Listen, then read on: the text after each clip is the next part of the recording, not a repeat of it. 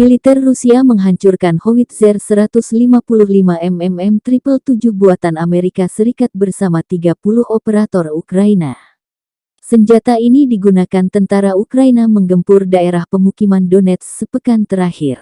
Jubir militer Rusia Igor Konasenkov menyatakan serangan yang diluncurkan pasukan Dirgantara Rusia pada posisi batalion artileri dari Brigadi Mekanik ke-72 Angkatan Bersenjata Ukraina yang dikerahkan di dekat Soledar. Lebih dari 30% personel dieliminasi dan sebagian besar senjata artileri telah dinetralkan.